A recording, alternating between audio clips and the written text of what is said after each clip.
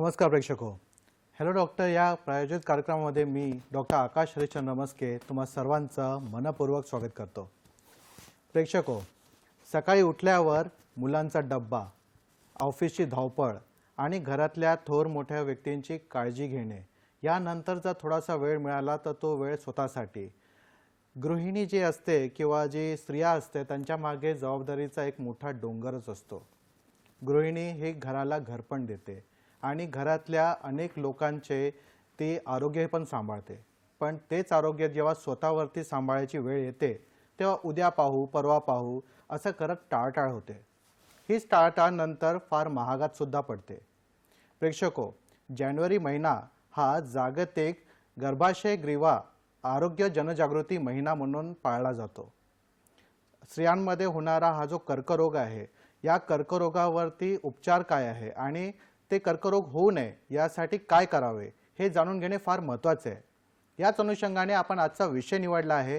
पाहूया आजचा विषय काय आहे. ते विषय आहे गर्भाशय ग्रीवा आरोग्य जागरूकता महिना. विषय आहे गर्भाशय ग्रीवा आरोग्य जागरूकता महिना.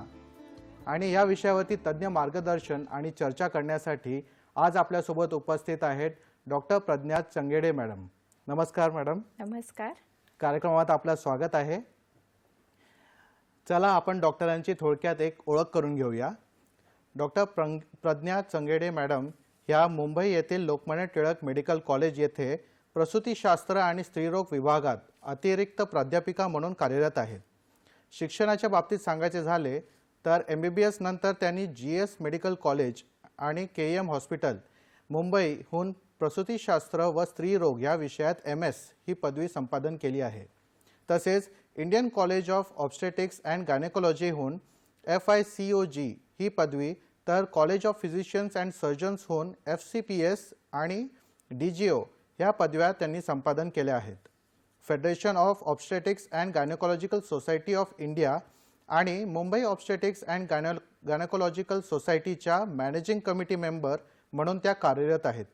तसेच journal of obstetrics and gynaecology of India याच्या त्या पहिल्या जॉईंट असिस्टंट एडिटर सुद्धा आहेत. त्यांचे 37हून अधिक शोध निबंध प्रसिद्ध झाले आहेत. मेडिकल कॅटेगरी अंतर्गत त्यांना Lokmat Maharashtrian of the year म्हणून सुद्धा सन्मानित केले गेले आहे. चला तर मुख्य कार्यक्रमाकडे वळूया. मॅडम, पुन्हा एकदा तुमचं या कार्यक्रमामध्ये स्वागत आहे. मॅडम, आजचा आपला विषय आहे गर्भाशय ग्रीवा या अंतर्गत. तर गर्भाशय ग्रीवाचं आरोग्य आपण नंतर पाहणारच आहोत, पण तत्पूर्वी त्याची ॲनाटॉमी काय आहे, शारीर रचना काय आहे याबद्दल जरा सांगा. तर गर्भाशयाची ग्रीवा म्हणजे सोप्या भाषेत सांगायचं झालं तर गर्भाशयाचं मुख. जसं तुम्ही आता स्लाइडवर बघू शकता की हे एक स्त्री प्रजनन संस्थेचा हे एक अवयव आहे. जसं त्याच्यात येतं अंडाशय, अंडबीज, अंडनलिका, त्याच्यानंतर गर्भाशय आणि त्याचं मुख म्हणजे त्याला ग्रीवा असं म्हणतात. हा जो भाग असतो तो गर्भाशय आणि योनी मार्गाला जोडणारा असा एक भाग येतो. त्याचे 2 भाग असतात. जो गर्भाशयाच्या जवळचा भाग असतो त्याला आम्ही एंडोसर्व्हिक्स म्हणतो आणि जो योनी मार्गाच्या जवळ असतो त्याला आम्ही एक्झोसर्व्हिक्स असं म्हणतो. तर हा भागाची विशेषता सांगायची झाली तर एकदम अरुंद असा भाग येतो. हा अरुंद असल्यामुळे आणि शरीरात फार खोल असल्यामुळे स्त्रियांना त्याला हात लावता येत नाही. हा भाग स्त्रियांना दिसतही नाही. त्याच्यामुळे ह्या भागामध्ये काही जर त्यांना जसं गर्भाशय ग्रीवाचा कॅन्सर झाला किंवा दुसरं कुठलं इन्फेक्शन झालं तर हे स्त्रियांना दिसत नाही.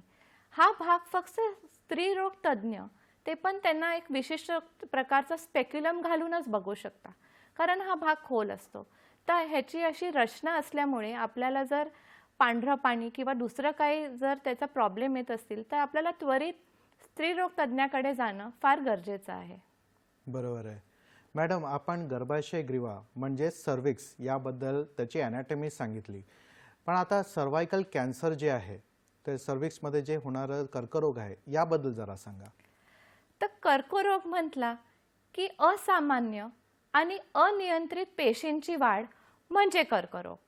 तर जेव्हा सर्व्हिक्स किंवा ग्रीवाच्या पेशींची जेव्हा अशी असामान्य आणि अनियंत्रित वाढ होते त्याला गर्भाशय ग्रीवेचा कर्करोग असं म्हणतात. आता जसं मी तुम्हाला सांगितलं की 2 प्रकारचे सर्व्हिक्स असतात. एक असतो एंडो सर्व्हिक्स. त्याला ना असे कॉलमसारख्या पेशी असतात, म्हणजे उंच पेशी. तर त्याच्यामध्ये जेव्हा कॅन्सर होतो तेव्हा त्याला ॲडेनोकार्सिनोमा असं म्हणतात. आणि ज्या योनी मार्गाच्या जवळ जो ग्रीवेचा भाग असतो त्याला आपण एक्झोसर्व्हिक्स म्हणतो. त्याला अशा सपाट अशा पेशी असतात. त्या सपाट पेशींना स्क्वॅमस सेल म्हटलं जातं. आणि त्याच्यामध्ये जो कॅन्सर होतो त्याला स्क्वॅमस सेल कार्सिनोमा असं म्हटलं जातं. तर तसं बघायला गेलं तर ग्रीवेच्या कर्करोगचे 2 प्रकार असतात. एक असतो स्क्वॅमस सेल कार्सिनोमा आणि एक असतो ॲडेनोकार्सिनोमा. तर दोघांची कारणे वेगळी असतात आणि त्याच्यामध्ये सिव्हिअरिटी ही वेगळी असते. बरोबर आहे. मॅडम, आता हा प्रश्न येतो की ऑफकोर्स आता सर्वायकल कॅन्सर जो होतो तो स्त्रियांमध्येच होतो, पण कोणत्या वयोगटातील लोकांना जास्त होण्याची ही शक्यता आहे, त्याबद्दल जरा सांगा. तर जसं आपण पाहायला गेलो तर कर्करोग सहसा ज्या रजोनिवृत्तीनंतर किंवा ज्या महिला ज्यांचे वय जास्त असतं त्याच्यात आढळला जातो. पण हा एक कर्करोग असा आहे की हा तरुण वयात होतो. म्हणजे हा 35 ते 44 ह्या वयोगटातही होतो आणि रजोनिवृत्तीनंतर म्हणजे 55 ते 65 ह्या वयोगटातही होतो. तर तसे पाहायला गेलं तर ह्याचे 2 शिखर आहेत. तर एक प्रकारचा कर्करोग हा खूप कमी वयात म्हणजे तरुण महिलांना होतो आणि दुसरा जो आहे जो 20% महिलांमध्ये जाणवतो तो रजोनिवृत्तीनंतर बघायला दिसतो. तर फार गरजेचं आहे की हा तरुण महिलांना होतो. म्हणजे ज्या महिलांना छोटी मुलं असतात ते मुलं कधी कधी आपली आई ह्या कर्करोगामुळे गमावतात. तर जवळजवळ 20% जेव्हा मातेंचा मृत्यू होतो त्याच्यामुळे कर्करोगामुळे होतो तेव्हा सर्वायकल कॅन्सर किंवा ग्रीवेचा कॅन्सर हा जवळजवळ 20% मृत्यू त्याच्यामुळे होतात. बरोबर. आता तुम्ही मॅडम 20% मृत्यू याबद्दल सांगितलं. आता त्याच्यावरूनच एक असं अंदाज येतो की स्टॅटिस्टिक्सबद्दल आपण थोडंसं जाणून घ्यावं की कॅन्सर हा जो सर्वायकल कॅन्सर होतोय हा कॅन्सर होण्याचं प्रमाण किती आहे. तर हा कर्करोग जो आहे जर आपण जागतिक स्तरावर पाहिलं तर हा कर्करोग 4थ्या क्रमांकावर होतो. म्हणजे महिलांमध्ये जे कर्करोग होतात त्याच्यातले 4थ्या क्रमांकावर हा कर्करोग आहे. आणि भारतात जर पाहायला गेलो तर हा कर्करोग 2ऱ्या क्रमांकावर आहे. म्हणजे सगळ्यात जास्त जो भारतामध्ये कर्करोग होतो तो कॅन्सर ऑफ द ब्रेस्ट किंवा जो स्तनाचा कॅन्सर असतो तो सर्वात जास्त आहे भारतीय महिलांमध्ये. जवळजवळ 2 लाखाहूनही अधिक केसेस असतात दरवर्षी स्तनाच्या कॅन्सरचे. आणि जर आपण भारतात पाहिलं तर 1,44,00,000 महिलांना हा कॅन्सर होत असतो आणि त्याच्यातल्या 70,000 महिला ह्या कॅन्सरमुळे दरवर्षी मृत्यू पावतात. तर जागतिक स्तरावर आपण जर पाहिलं तर 6,60,000 महिलांना दरवर्षी हा कर्करोग सर्वायकल कॅन्सर हा होतो आणि त्याच्यातल्या जवळजवळ 3,50,000 महिला मृत्यू पावतात. तर तुम्ही पाहिलं तर 3 लाखांहूनही अधिक महिला ह्या कर्करोगामुळे मृत्यू पावतात. जर आपण स्टॅटिस्टिक्स पाहिलं तर भारतात दर 8 मिनिटाला एका महिलेचा मृत्यू होतो ह्या कर्करोगामुळे आणि जागतिक स्तरावर 2 मिनिटांमध्ये एका महिलेचा मृत्यू होतो. तर तुम्ही बघायला गेला तर हा कर्करोग किती ह्या कर्करोगामुळे किती मृत्यू होतात आणि सगळ्यात महत्त्वाचं की हा कर्करोग टाळण्यासारखा आहे. तरी ह्याच्यामुळे एवढ्या महिलांना हा आजार होतो आणि त्या मृत्यू पावतात. ही फारच वाईट गोष्ट आहे आणि आपण ह्याच्याबद्दल काही केलं पाहिजे. बरोबर आहे मॅडम. फारच चिंताजनक अशी ही गोष्ट आहे आणि त्यामुळेच मला असं वाटतं की आपल्याला हे जनजागृती करायला पाहिजे. मॅडम, आपण जानेवारी हा महिना गर्भाशय ग्रीवा आरोग्य जनजागृती महिना म्हणून साजरा करतो. तुम्ही कॅन्सरच्या हिशोबाने बोलत आहात, तर हा महिना का साजरा केला जातो याबद्दल जरा सांगा. तर आता तुम्हाला हे स्टॅटिस्टिक्स ऐकून हे तर लक्षातच आलं असेल की हा कर्करोगामुळे किती महिलांना त्रास होतो. तर ह्याच्याबद्दल जनजागृती ही निर्माणच झाली पाहिजे. का? कारण हा कर्करोग टाळण्यासारखा आहे आणि ह्याच्यावर खूप सारे उपायही आहेत आणि लसीकरणही आहे ह्याच्यासाठी. त्याच्यामुळे ह्या सगळ्या कर्करोगाची माहिती सर्व महिलांना ही मिळालीच पाहिजे. कारण महिलांना जर ह्याचे हाय रिस्क फॅक्टर्स ह्याची लक्षणं, ह्याचं निदान कसं होऊ शकेल, ह्याच्याबद्दल लस आहे का, ती कुठल्या वयोगटात दिली पाहिजे, ह्या जर सगळ्या प्रश्नांची महिलांना उत्तरं माहिती असतील, त्यांच्यामध्ये जर ह्याची जनजागृती होईल, तर महिला ह्या सगळ्या प्रतिबंधाच्या जे प्रोग्राम्स आहेत त्याच्यामध्ये सहभाग घेतील. त्याच्यामुळे जे टेस्टिंग किंवा स्क्रीनिंग आहे त्याच्यामध्ये सहभाग घेतील. आणि WHO किंवा जागतिक आरोग्य संघटनेने ठरवलं आहे की 2030 पर्यंत ह्या कर्करोगाचं पूर्ण निर्मूलन केलं पाहिजे, म्हणजे हा एकदम एलिमिनेट झाला पाहिजे. जर आपल्याला हा गोल अचीव करायचा आहे, जर आपल्याला ते शिखरावर चढायचं आहे की आपण ह्या कॅन्सरला मात दिली आहे, तर ह्याच्याबद्दल जनजागृती केलीच पाहिजे. तर आपण वर्षाची सुरुवात जी आहे ती जानेवारी महिन्यापासून करतो आणि जसा हा कर्करोग खूप महत्त्वाचा आहे, तर जानेवारी महिन्यात ह्या कर्करोगाबद्दल आपण खूप सारे अवेअरनेस प्रोग्राम जसा आजचा करतो आहे, हे सगळं झालं तरच WHOचं टार्गेट जर आपल्याला प्रतिबंध आणायचा असेल, अचीव करायचा असेल, तर त्याला नक्कीच पाठिंबा मिळतो अशी जनजागृतीच्या कार्यक्रमांनी. बरोबर आहे. प्रेक्षको, चर्चा रंगत आली आहे. आपण चर्चा पुढे नेणारच आहोत, पण एका छोट्याशा विश्रांतीनंतर. कुठे जाऊ नका, पाहत राहा आपला आवडता कार्यक्रम हॅलो डॉक्टर.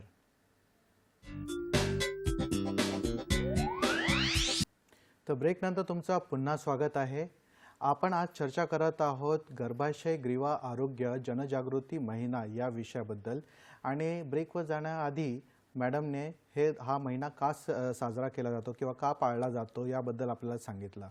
मॅडम, आता पुढचा प्रश्न हा आहे की दरवर्षी गव्हर्नमेंट अशी थीम ठेवते, तर मग ह्या वर्षीची थीम काय आहे त्याबद्दल जरा सांगा. तर दरवर्षी एक थीम असते. ह्या वर्षीची थीम आहे एम्पावर द स्टोरी टेलर्स.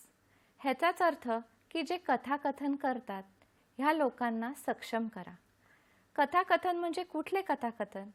तर ज्या रुग्णांना हा कर्करोग झालेला आहे, जे ह्या कर्करोगामुळे पीडित आहेत, जे लोक कॅन्सर सर्वायव्हर्स आहेत, म्हणजे ज्या महिलांनी ह्या कर्करोगाला मात दिली आहे आणि हा कर्करोग त्यांचा पूर्णपणे बरा झालेला आहे. त्याच्यानंतर ह्याच्याबद्दल जे जनजागृती पसरवतात असे काही कार्यकर्ता असतात. तर जे असे लोक जेव्हा आपला अनुभव, आपल्या गोष्टी लोकांमध्ये पसरवतात, तेव्हा ह्या विषयावर जनजागृती निर्माण होते. जनजागृती निर्माण झाल्याने महिलांना ह्या कर्करोगाबद्दल किती माहिती मिळते, की त्यांच्या जीवनात असे कुठले फॅक्टर्स आहेत ज्यांनी हा कर्करोग होऊ शकतो, त्या कर्करोगावर काही प्रतिबंधात्मक काही उपाय आहेत का, किंवा त्याची लक्षणं कुठली आहेत, त्या महिलेला काय झालेलं की ती तपासणीला गेली, असं सगळं जे आहे जनजागरूकता निर्माण होते. तर जेव्हा आपण असे गोष्टी ऐकतो ज्यांनी कर्करोगावर मात दिली आहे, किंवा जे कार्यकर्ता असतात ते जेव्हा तुम्हाला त्यांचं कथन स्वतः सांगतात, तेव्हा ह्या गोष्टी ऐकून आपल्याला असा पाठिंबा मिळतो की हां, मी ह्या गोष्टीला दुर्लक्ष नाही केलं पाहिजे. कसं आहे, स्त्रियांनी हे सक्षम होणं फार गरजेचं आहे. आपल्या आरोग्याची जी रिस्पॉन्सिबिलिटी असते ती स्त्रियांनी आपल्याच हातात घेतली पाहिजे. कोणावरही निर्भर राहायला नको. आपले आरोग्य ही आपलीच जबाबदारी आहे. आणि जेव्हा ही गोष्ट स्त्रियांना कळेल, जसं तुम्ही सांगितलं, स्त्रिया खूपदा आपले जे आहे त्यांना काही त्रास होत असतो तर दुर्लक्ष करतात. आज नाही, उद्या, आज माझ्या मुलांची परीक्षा आहे किंवा आज हे महत्त्वाचं आहे. तर असं न करता जेव्हा स्त्रिया आपल्या आरोग्याची जबाबदारी आपल्या हातात घेतात, ह्या सगळ्या गोष्टी ऐकून, तेव्हा ह्या कार्यक्रम खरंच काय म्हणतात त्याला सक्सेस असं मिळतं, हा सफल होतो. कारण ह्या जेव्हा गोष्टी पसरतात तेव्हा स्त्रियांना हे पाठबळ मिळतं की हो, मीही ही लक्षणं ओळखली पाहिजे आणि स्त्रीरोग तज्ज्ञाचा सल्ला हा लवकरात लवकर घेतला पाहिजे. त्याच्यामुळे गव्हर्नमेंट जे पॉलिसीज बनवतात, जे धोरणं बनवतात, त्याच्यातही हे स्टोरीज ऐकून त्यांना डेटा मिळतो की आपण ह्या सगळ्या गोष्टीवर विचार केला पाहिजे. जशा 5 इयर पॉलिसीज असतात, पंचवर्ष योजना, ह्याच्यामध्येही आपल्याला फायदा होतो. ह्या सगळ्या जेव्हा गोष्टी सगळ्या ज्या पसरवतात कार्यकर्ते आणि रुग्ण, तर कॅन्सर सर्वायव्हर्सच्या गोष्टी ह्या फार स्त्रियांना प्रोत्साहन देतात की आपण हे पुढे आयला पाहिजे आणि आपल्या आरोग्याला आपण सगळ्यात प्रथम महत्त्व दिलं पाहिजे. बरोबर आहे. मॅडम, आता हा प्रश्न येतो की कोणत्या प्रकारच्या म्हणजे स्त्रियांमध्ये हे हाय रिस्क फॅक्टर्स असतात कॅन्सर होण्याच्या, याबद्दल जरा सांगा. तर हा जो कॅन्सर आहे हा लैंगिकरित्या ज्या सक्रिय महिला असतात ह्यांच्यामध्ये जास्त आढळून येतो. ह्याचा अर्थ काय की कमी वयात ज्या स्त्रियांचा लैंगिक संबंध येतो किंवा ज्या स्त्रियांना खूप कमी वयात त्या गरोदर राहतात किंवा ज्यांचे मल्टिपल सेक्शुअल पार्टनर्स म्हणजे खूप लैंगिक खूप माणसांचे जेव्हा लैंगिक संबंध असतो, त्याच्यानंतर ज्या दारिद्र्य रेषा खाली असतात, त्याच्यानंतर ज्या लैंगिक स्वच्छता ठेवत नाही, जे तंबाखूचे सेवन करतात, ज्यांना लैंगिक अजून संक्रमण बाकीचे झालेले असतात जसं HIV सारखा रोग, त्याच्यामध्ये 6 पट जास्त हा कॅन्सर आपल्याला दिसून येतो. त्याच्यानंतर ज्या महिलांना वारंवार गरोदर राहतात, ज्या फॅमिली प्लॅनिंग म्हणजे गर्भनिरोधक अशा साधनांचा वापर करत नाही, ज्यांना वारंवार मुलं होतात, सारखं ते खूप अस्वच्छता राहतात आणि ज्यांच्यामध्ये जागरूकता नसते, अशा सगळ्या महिलांमध्ये हा कॅन्सर जास्त. त्याच्यानंतर आपली जी रोगप्रतिकारक शक्ती असते ही फार महत्त्वाची असते. जर काही महिलांमध्ये HIV किंवा दुसऱ्या कुठल्या संसर्गामुळे ही जर रोगप्रतिकार शक्ती कमी आढळून येते, तेव्हा हा कर्करोग त्यांच्यामध्ये जास्त दिसला जातो. तर आपल्याला खूप महत्त्वाचं आहे की जर आपण लैंगिकरित्या जास्त सक्रिय असाल, त्याच्यामुळे मोनोगॅमी म्हणजे एका महिलेचा एकाच पुरुषाशी संबंध असला आणि त्या पुरुषाचाही त्या महिलेशी असला तर ह्याची शक्यता कमी असते. तर safe sex with one partner ज्याला आपण म्हणतो, म्हणजे एकाच व्यक्तीशी लैंगिक संबंध असणं आणि त्याही व्यक्तीचा आपल्याबरोबर जर लैंगिक संबंध आला तर हा कॅन्सर पसरण्याची चान्स कमी असतो. कारण हा जो कॅन्सर असतो हा ह्यूमन पॅपिलोमा व्हायरसच्या इन्फेक्शनमुळे होतो. त्याच्यामुळे फार महत्त्वाचं आहे की तुम्ही लैंगिक स्वच्छता ठेवा, गर्भनिरोधक साधनाचा वापर करा आणि सगळ्या ह्या गोष्टींची जर आपण काळजी घेतली तर नक्कीच हा कॅन्सर टळू शकतो. बरोबर आहे. मॅडम, आपण हाय रिस्क फॅक्टर कोणाकोणामध्ये आहे ते आपण जाणून घेतले की कोणामध्ये हे कॅन्सर होण्याची शक्यता जास्त आहे. आता हे कॅन्सर होण्याचे कारणं कोणकोणते आहेत हे जाणून घेणार आम्हाला आवडेल. तर हा जो कर्करोग असतो 99% हा कर्करोग जो आहे हा एका विषाणू म्हणजे व्हायरसच्या इन्फेक्शनने असतो. तर जसं मी सांगितलं ह्यूमन पॅपिलोमा व्हायरस ह्या विषाणूच्या संसर्गाने हा कॅन्सर होतो. तर जसं तुम्ही बघायला गेला तर 200हून अधिक टाईप असतात ह्यूमन पॅपिलोमा व्हायरसचे, पण सगळेच काही कॅन्सर करत नाही. ह्याच्यातले काही टाईप्स असतात. तर जसं HPV टाईप 16 आणि 18 हे जवळजवळ 70 ते 80% कॅन्सर ह्यांच्यामुळे होतो.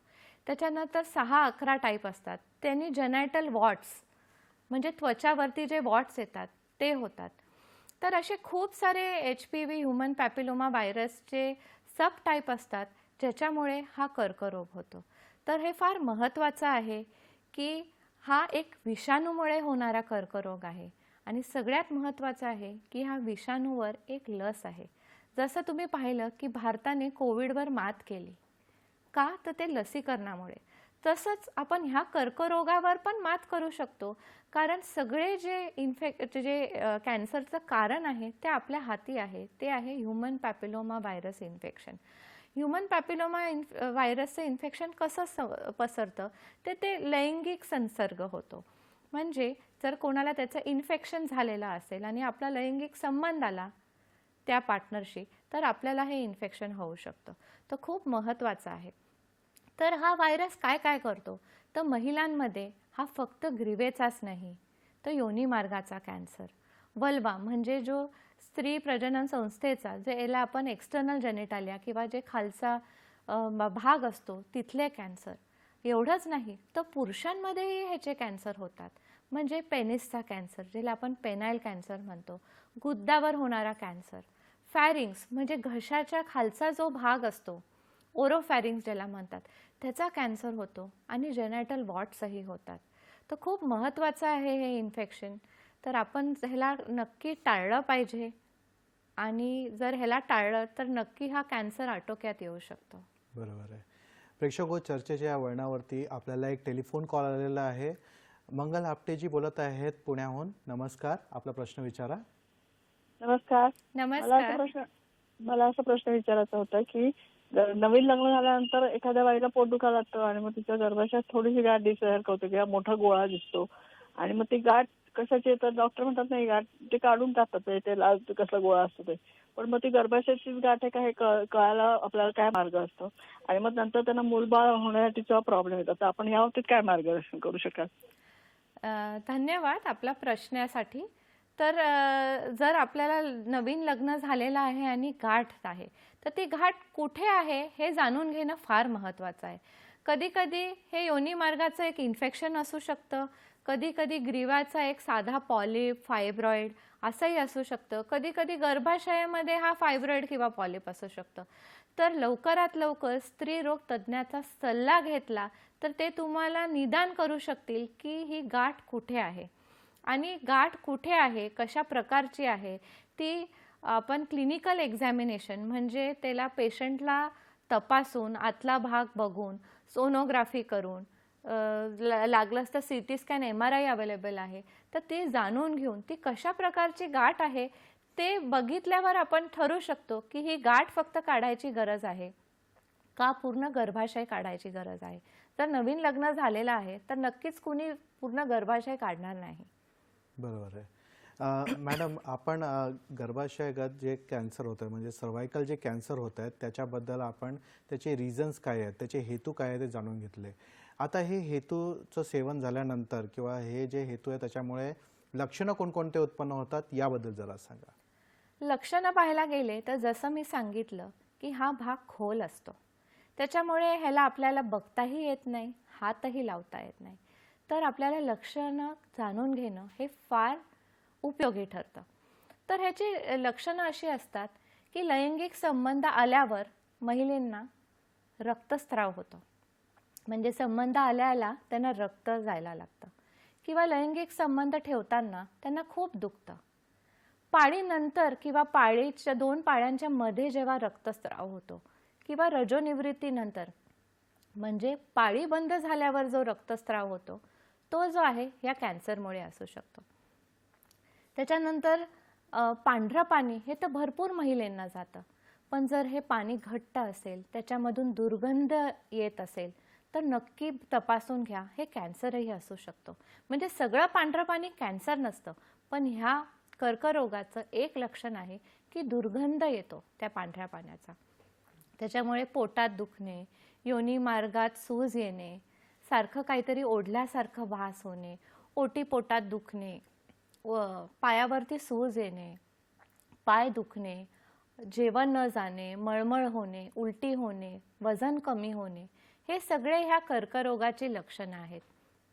तर खूप महत्त्वाचे आहे की खूप सारे लक्षणं आहेत आणि ही लक्षणं तुम्ही ओळखलं पाहिजे. त्याच्यामुळे जर तुम्हाला त्रास होत असेल, जर तुम्हाला रक्तस्राव होत असेल, जर संबंध आल्यावर तुम्हाला किंवा संबंध ठेवताना खूप दुखत असेल किंवा तुमची पाळी जर जी आहे ती अनियमित झालेली असेल, मध्ये मध्ये तुम्हाला रक्त जातंय, खूप घाण चिकट पांढरं पाणी जातंय, तर त्वरित तुम्ही स्त्रीरोग तज्ज्ञाकडे गेले पाहिजे. कारण हा भाग जो आहे ते फक्त स्त्रीरोग तज्ज्ञ एक स्पेक्युलम टाकूनच बघू शकतात आणि त्याच्यावरच तुमचं निदान होऊ शकतो की तुम्हाला नक्की ही लक्षणं कशामुळे होत आहे. बरोबर आहे. मॅडम, तुम्ही आता उत्तर देताना सांगितलं की स्त्रीरोग तज्ज्ञ ह्या निदानात्मक अशा गोष्टी करून तुम्हाला डायग्नोसिस सांगतील. तर आयडियली समजा एखाद्याला लक्षणं दिसायला लागले तर मग त्यांनी निदानासाठी काय काय करावं याबद्दल जरा सांगा. जर तुम्हाला ही लक्षणं दिसत असतील, हे सगळा त्रास होत असेल तर त्वरित तुम्ही स्त्रीरोग तज्ज्ञाकडे गेलं पाहिजे. मग ते काय करतात की एक स्पेक्युलम टाकतात आणि ते स्पेक्युलमनी योनी मार्ग उघडतं आणि ते मग ग्रीवेला बघू शकतात की त्याच्यामध्ये काय आहे का किंवा गर्भाशयामध्ये काय प्रॉब्लेम आहे का. आणि त्या हिशोबाने जर आम्हाला एखादी गाठ दिसली त्याच्यावर, जसा ग्रीवेचा कर्करोग असतो, कधी कधी त्याला आम्ही कॉलीफ्लॉवर लाईक ग्रोथ म्हणजे असं एक दिसतं की त्याच्यावर एक सूज आलेली आहे किंवा काहीतरी त्याच्यावरती वाढ आलेली आहे, एखादा गोळा दिसतो, तर त्याला आम्ही काय करतो, त्याला आम्ही बायोप्सी करतो. बायोप्सी म्हणजे काय, तर अख्खी तर आपण ग्रीवा काढू शकत नाही. ही एक बाह्य रुग्ण विभागात सुद्धा ही प्रोसिजर होऊ शकते. म्हणजे आपण जशी भात शिजलाय की नाही ती अशी परीक्षा कशी करतो, तो शीतावरून करतो है ना. एखादं शीतच आपण मोडून बघतो. तसंच असतं की पूर्ण ग्रीवा आपण नाही काढू शकत, पण आपण त्या ग्रीवेचा एक छोटासा भाग जो आहे तो आपण त्याचा तुकडा घेतो आणि तो मायक्रोस्कोप खाली तो बघितला जातो की त्याच्या पेशींमध्ये काय अनियंत्रित वाढ आहे का, ह्या कॅन्सरसारख्या पेशी दिसत आहे का. जर ही गाठ दिसत असेल तर नक्की आपण हा तुकडा घेऊन त्याचं निदान करू शकतो. आणि जर गाठ दिसत नसेल तर आम्ही स्क्रीनिंग मोडॅलिटीज म्हणजे हा जो आहे ती लक्षणं नसल्यावरही करायचं असतं. कारण भारतामध्ये जसं मी सांगितलं 1,44,000 महिलांना दरवर्षी हा कर्करोग होतोय.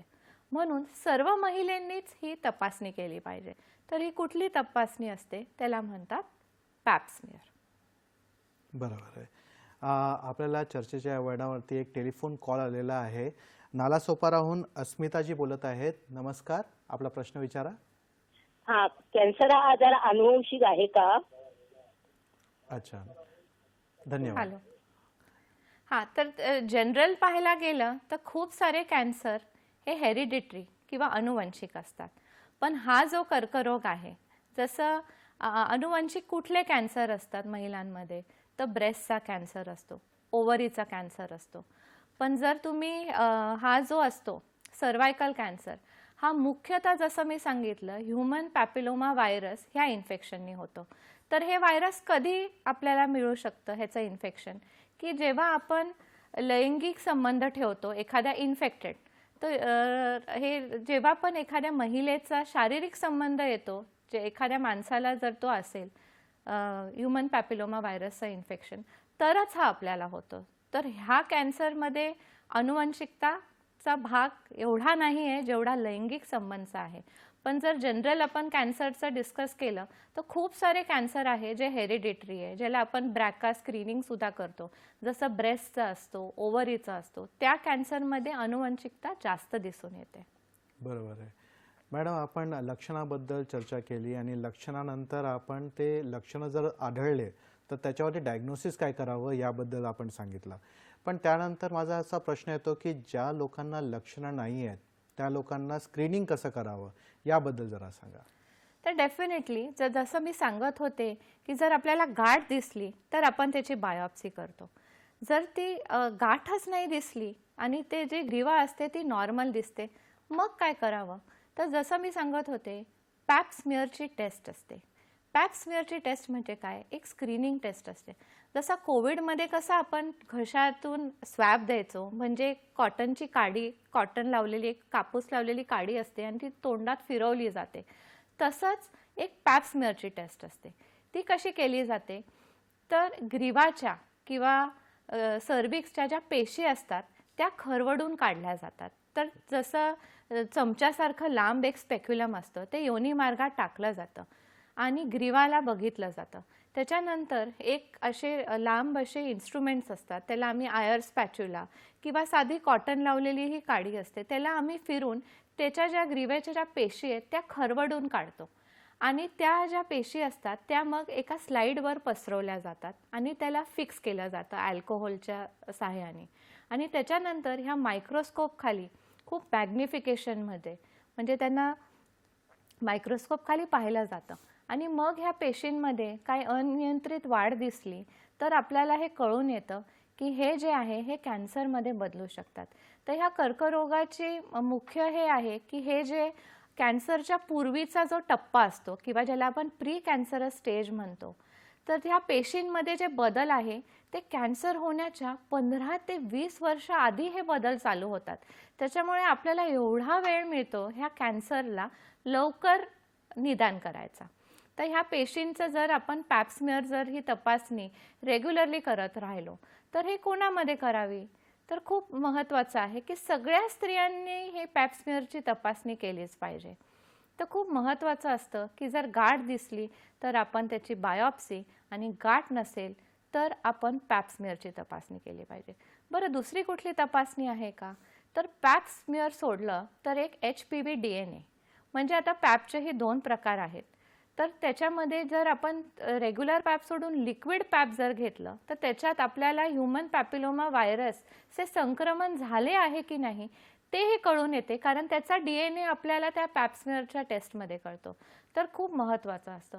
बरं, दुसरे काही टेस्ट आहे का?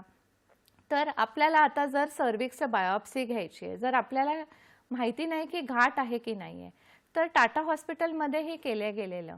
तर आपण कुठल्या भागाचे बायोप्सी घेतला पाहिजे? जसं मी सांगितलं की भाताची परीक्षा आपण शीतावरून करतो, पण ते कुठलं शीत घ्यायचं हे जर आपल्याला जाणून घ्यायचं आहे तर आम्ही त्या ग्रीवेवर ॲसिटिक ॲसिड 5% म्हणजे खूप डायल्यूट ॲसिटिक ॲसिड लावतो आणि मग ज्या भागांवर पांढरे चट्टे आलेले आहेत त्या भागाचा आम्ही जाऊन तुकडा काढतो आणि तो तुकडा तपासला जातो.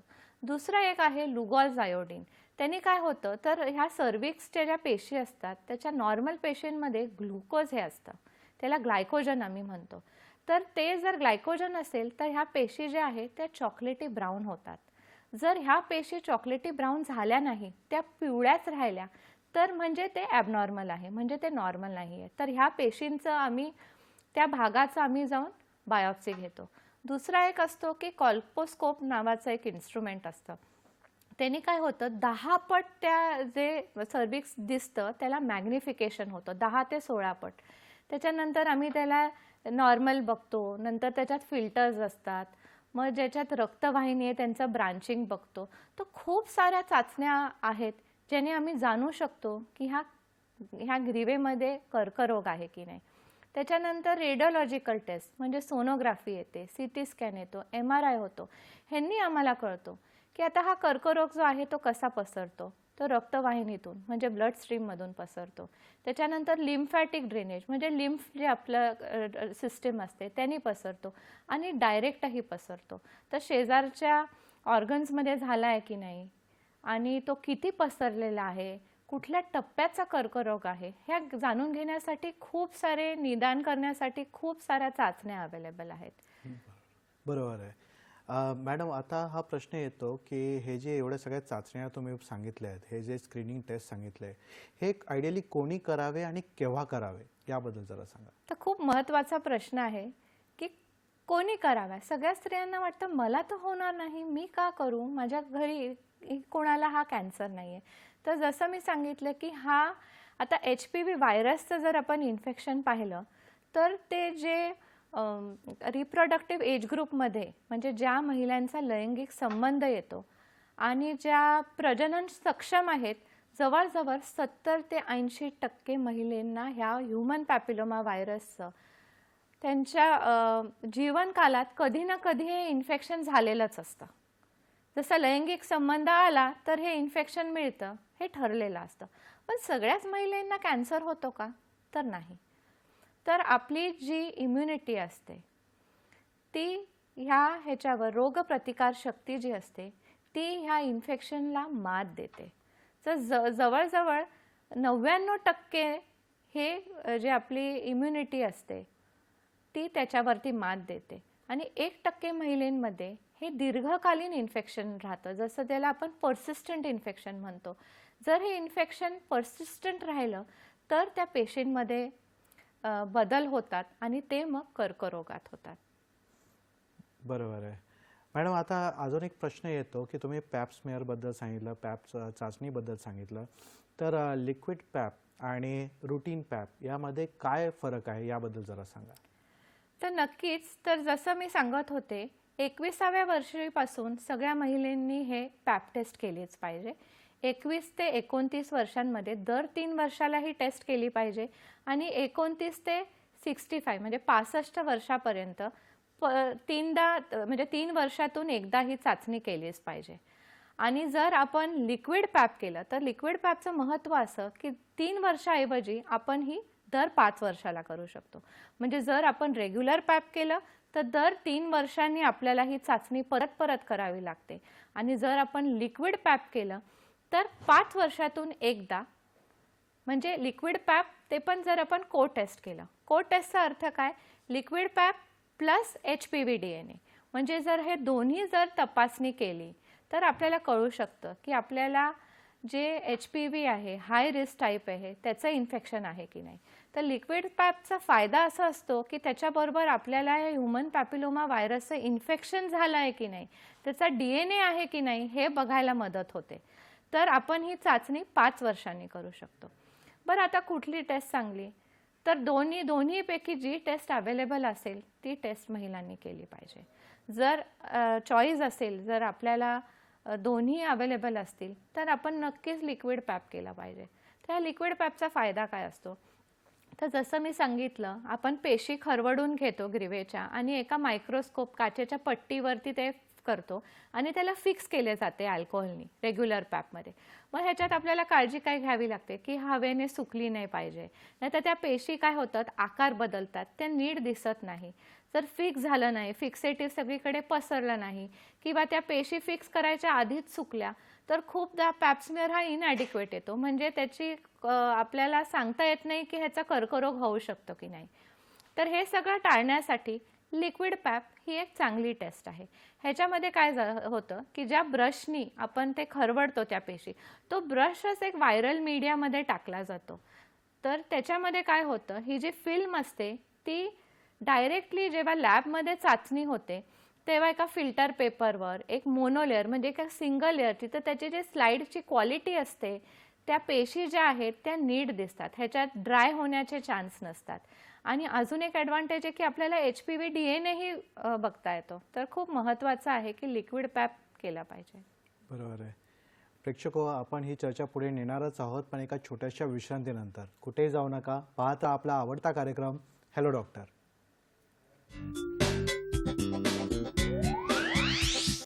तर ब्रेकनंतर तुमचं पुन्हा स्वागत आहे. आज आपण चर्चा करत आहोत गर्भाशय ग्रीवा म्हणजे सर्व्हिक्स याच्या कॅन्सरबाबत. मॅडमकडून आपण भरपूर काही इन्फॉर्मेशन घेतलेली आहे आणि जाणून घेतलं आहे की त्याचे डायग्नोसिस कसं करावं, त्याचे लक्षणं काय, कारणे कोणकोणते आहेत आणि त्यावरती आता आपण जाणून घेणार आहोत की त्याच्यावरती वॅक्सिनेशन्स कसे करता येतात, लसीकरण काय आहे का आणि ते करताना काही अडथळे येतात का, याबद्दल जरा सांगा. तर नक्कीच खूप महत्त्वाचा विषय आहे. ह्यूमन पॅपिलोमा व्हायरसच्या इन्फेक्शनवर एक लस आहे. लसचे भरपूर टाईप्स आहेत. तर जसं मी सांगितलं, हाय रिस्क टाईप असतात 16, 18 आणि 6, 11. तर जेव्हा वॅक्सिन ह्या 4ही सबटाईपवर असते त्याला आपण क्वाड्राव्हॅलंट वॅक्सिन म्हणतात. काही वॅक्सिन असतात त्या बायव्हॅलंट असतात, म्हणजे फक्त 16 आणि 18 सबटाईपवर ते लसीकरण करतात. आणि आता तर त्याचे नावं आहेत. तर 4 सबटाईपवर असतात त्याला गार्डासिल 4 म्हणतात. ज्या बायव्हॅलंट आहे किंवा ज्या फक्त 16, 18वर असतात तर सर्व्हॅरिक्स म्हणून आहे. तर ही वॅक्सिन आहे, ही सगळ्यात महत्त्वाचं आहे की ही मेक इन इंडिया म्हणजे सिरम इन्स्टिट्यूट ऑफ इंडियानी बनवलेली वॅक्सिन आहे. आणि आणखी एक आहे ती सर्व्हॅरिक्स. तर गार्डासिल 9 म्हणूनही आहे. ते 9 सबटाईपवर ह्या HPVच्या वर ही वॅक्सिन उपलब्ध आहे आणि खूप महत्त्वाची आहे. जर आपण ही वॅक्सिन घेतली तर ही कधी घेतली पाहिजे? तर आपले लैंगिक संबंध सुरू होण्याच्या आधी, म्हणजे मुलं व मुली वयात येण्याच्या आधी ही लस दिली पाहिजे. तर साधारणतः 9 ते 13 वर्षांच्या वयात हे लस दिलीच पाहिजे. म्हणजे ही लहान मुलांना ही लस दिलीच पाहिजे. तर जर आपण 15 वर्षाच्या आधी हे लसीकरण केले तर त्याचे 2 डोस, म्हणजे 0 डोस आज आणि मग 6 महिन्यांनी दुसरा डोस. आणि 15 वर्षाच्या नंतर जर आपण हे डोस दिले तर त्याचे 2 डोस, म्हणजे 0 मग 2 महिन्यांनी दुसरा डोस आणि तिसरा डोस जो असतो तो 6 महिन्यांनी दिला पाहिजे. तर हे खूप महत्त्वाचं आहे की लैंगिक संबंध येण्याच्या आधीच, म्हणजे शाळेत जाणाऱ्या मुलांना ही लस दिली पाहिजे. तर आता खूप महत्त्वाचं आहे की ही लस उपलब्ध आहे, मग ही का फारशा प्रमाणात दिली जात नाही, ह्याच्यात काय अडथळे आहेत? तर अडथळा असा आहे की हा वॅक्सिन जे आहे ते युनिव्हर्सल इम्युनायझेशन प्रोग्रॅम म्हणजे सर्वात्रिक जे लसीकरणचा जे प्रोग्रॅम आहे भारतात, त्याच्यामध्ये अजून ह्याचा समावेश झालेला नाही आहे. त्याच्यामुळे ही लस जी आहे ही कमी प्रमाणात उपलब्ध आहे. त्याची कॉस्टही आहे. जर गार्डासिल 9 जर आपण पाहिलं तर साधारणतः 9 ते 11 हजाराच्या मध्ये त्याचं कॉस्ट असते एका डोसची. जर सर्व्हॅवॅक जे आहे, जे सिरम इन्स्टिट्यूटनी आहे, ते कमी पैशांमध्ये जवळजवळ 2000 रुपयामध्ये एक डोस मिळतो. तर भारतही त्याच्यासाठी प्रयत्न करत आहे की खूप लसचं प्रमाण उपलब्ध झालं पाहिजे, कमी पैशांमध्ये उपलब्ध झालं पाहिजे. आणि दुसरं आहे की सगळे विचार करतात की एवढ्या लहान मुलांना का असे द्यावे इंजेक्शन, तर ह्याच्याबद्दल फार सामाजिक गैरसमज आहे. तर असे खूप कारणं आहेत की आई वडील विचार करतात की ह्याची गरज नाही. तर हे सगळे गैरसमज दूर केले पाहिजे आणि ही लस आपण ही लहान मुलांना दिलीच पाहिजे. तर जर भारत सरकारने हा उपक्रम घेतला तर नक्कीच आपल्याला फायदा होईल. नक्की मॅडम.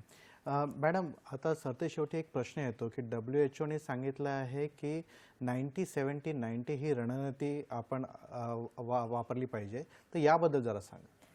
तर जागतिक आरोग्य संघटनेचं स्वप्न आहे की हा जो कर्करोग आहे हा 2030 सालापर्यंत ह्याचं पूर्ण निर्मूलन झालं पाहिजे.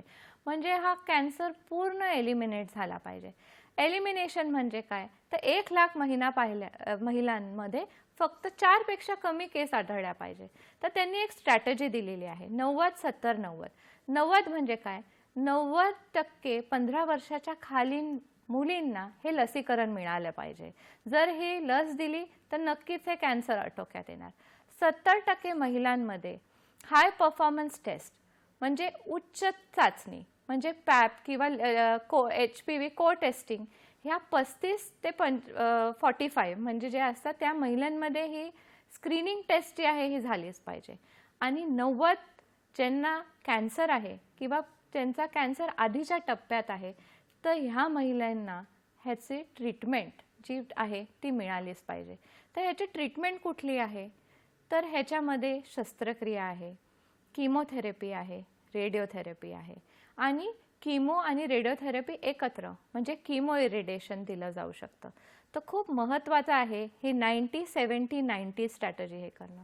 आता तुम्ही म्हणाल की मुलांमध्ये तर हे ग्रीवा नसते, मग त्यांना का द्यायचं हे लसीकरण, तर मुलांमध्ये दिलं तर त्यांना पेनाइल कॅन्सर, एनल कॅन्सर, ओरोफॅरिंगचा कॅन्सर हा आटोक्यात येऊ शकतो. आणि जसं आपण कोरोनावर हर्ड इम्युनिटी म्हणजे सगळ्यांमध्ये ते अँटीबॉडीज होते म्हणून मात दिली, तसंही ह्या सर्वायकल कॅन्सरला म्हणजे हे जे मुलं आहे ते आपल्या पार्टनरला इन्फेक्ट करणार नाही आणि त्यांनाही होणारे हे HPV व्हायरसमुळे जे कर्करोग आहे तेही आटोक्यात येणार. तर खूप महत्त्वाचं आहे हे लसीकरण आणि ही 90-70-90 कॅटेगरी. बरोबर आहे मॅडम. आपण आज इथे आलात, आमच्या प्रेक्षकांच्या प्रश्नांची उत्तरे दिली, तसेच त्यांचे मुलाचे मार्गदर्शनही केले. या सर्वांसाठी आम्ही प्रेक्षकांतर्फे आणि सह्याद्री वाहिनीतर्फे आपले आभार मानतो. धन्यवाद. प्रेक्षको, आजचा आपला कार्यक्रम तुम्हाला कसा वाटला हे नक्की कळवा आमच्या सोशल मीडियावरती जे आहे hellodoctor2026@gmail.com.